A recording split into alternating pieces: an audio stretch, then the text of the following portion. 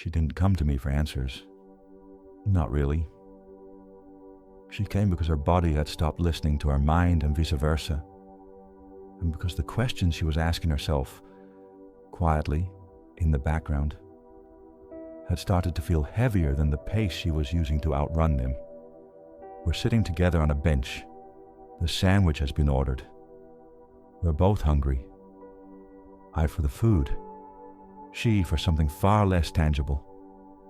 She hungers for clarity, for a solution to the panic and the restlessness, to the blurry and unpredictable future that presses in on her like fog.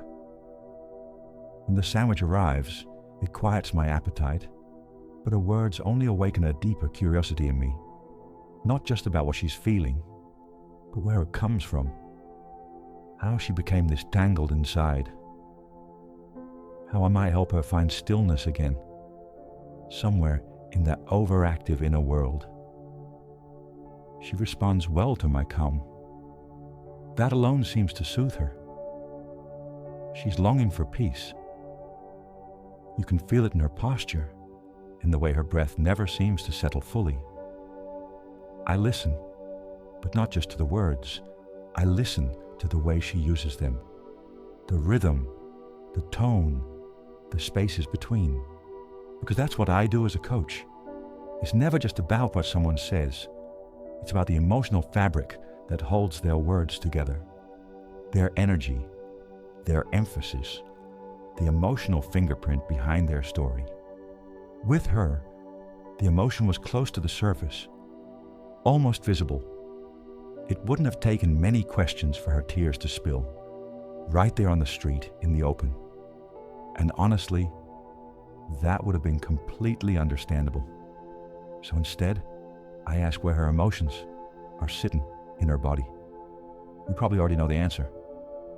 High, very high, right up in her chest, and nothing is moving.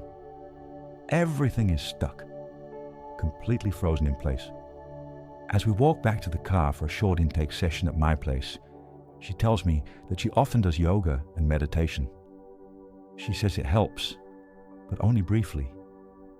It calms her in the moment, maybe a few minutes after, but then everything returns.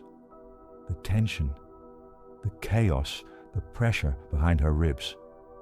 I nod, not dismissively, but with quiet encouragement. Yoga and meditation can be powerful tools. They are by nature beneficial, but not always for someone in the state she's reached, not in the way she needs right now. Because restlessness doesn't start on the mat. It begins somewhere deeper, somewhere older. And when that root is still active, even the most peaceful practices can feel like trying to quiet a storm by closing the windows. Momentary stillness can't hold back what the body hasn't yet processed, what the mind still resists feeling. Her nervous system isn't asking for calm techniques. It's asking for understanding. It's asking to be heard at the source. Throughout the entire conversation, a few things stood out to me, but one stood above the rest: the restlessness, the constant urgency in her tone. And what many people don't realize is how much our own language quietly feeds that urgency. Don't get me wrong, her story had many layers, and there's no single cause. But this pattern, this small habit of speech, revealed something powerful. She used the word just in nearly every sentence, and often paired it with quickly. I just quickly went to yoga, she said, then quickly got home to just rest a bit, and then quickly went upstairs to just fold the laundry, real quick. It all sounded harmless on the surface, casual, almost efficient. But when you hear it out loud, in that rhythm again and again, it's like a drumbeat behind her nervous system, one that says, hurry, move, don't take up time, don't let anything matter too much. Because here's the thing, just is rarely neutral. It shrinks everything it touches. It makes your choices sound optional, disposable, insignificant. And quickly doesn't just describe a pace. It becomes a way of being. Say it often enough, and your body starts to believe that slowness is selfish. That rest is indulgent. That presence is only allowed in small, manageable doses, never in full. But what if she had said something else? What if, instead of, "I just quickly went to yoga," she said, "I made time to go to yoga"? Instead of "just rested a bit," she said, "I gave myself space to rest," and stayed with her as long as I needed. And instead of "quickly folded the laundry," I moved through the laundry at my own pace and let it be enough. Feel the difference? The first way minimizes.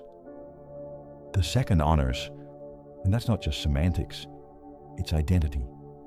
Because the way we speak doesn't just describe how we live, it shapes how we live. And more than that, it reveals what we believe we're allowed to feel. So when your entire vocabulary is built on speed and smallness, the message you send yourself and the world is simple. I don't deserve space. I don't get to slow down. I don't matter enough to take my time.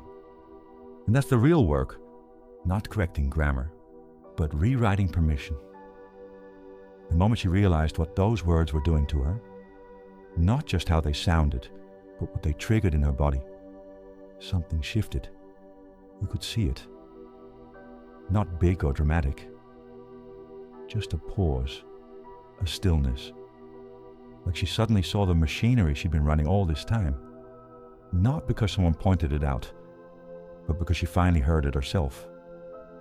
That language wasn't innocent. It was urgent. Not a way of describing her life, but a way of speeding through it without ever landing in it. So I looked at her, smiled, and said what I meant without softening it. Would you now, just real quick, never use those words again? She laughed, and then she paused again. And this time, it was the pause that did the talking.